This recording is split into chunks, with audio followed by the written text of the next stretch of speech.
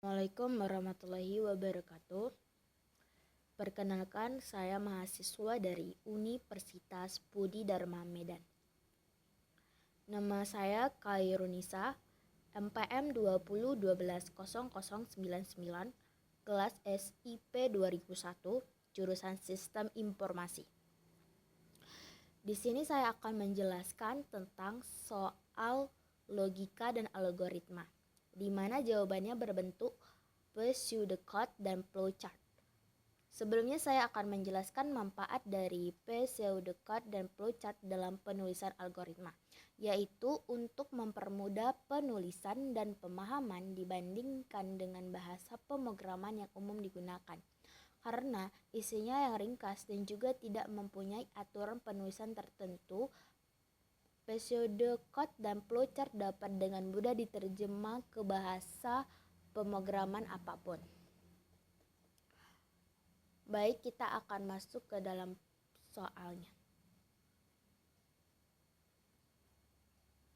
Sebuah perusahaan ingin membuat program penggajian dengan tujuan memudahkan untuk melakukan perhitungan gaji kepada karyawan.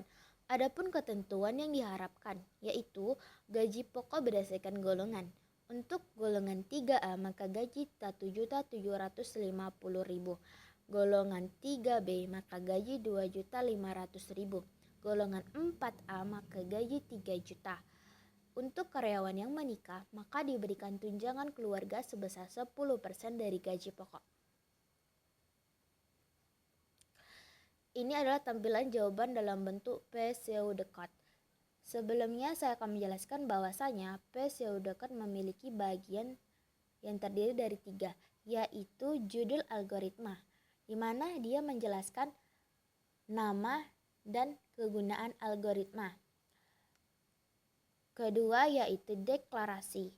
Deklarasi itu menjelaskan penggunaan variabel ataupun hal lain yang dibutuhkan dalam algoritma. Ketiga, deskripsi, yaitu menjelaskan instruksi algoritma. Dalam soal tersebut, kita dapat mengambil judul algoritma yaitu penggajian menjadi algoritma penggajian.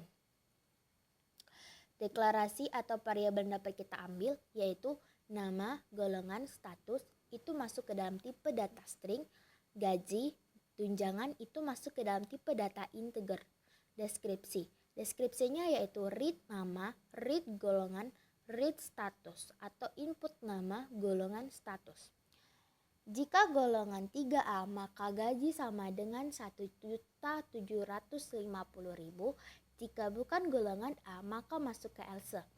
Jika golongan 3B maka gaji 2.500.000.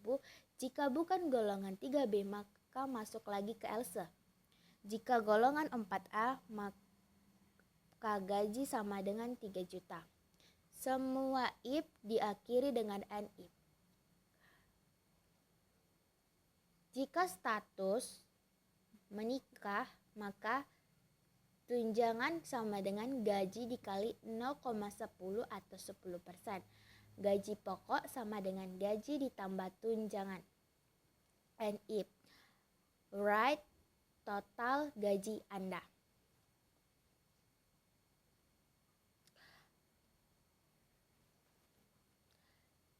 Kemudian ini adalah tampilan dari jawaban flowchart.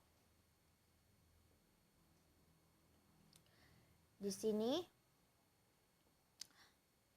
flowchart dimulai dalam bentuk lonjong atau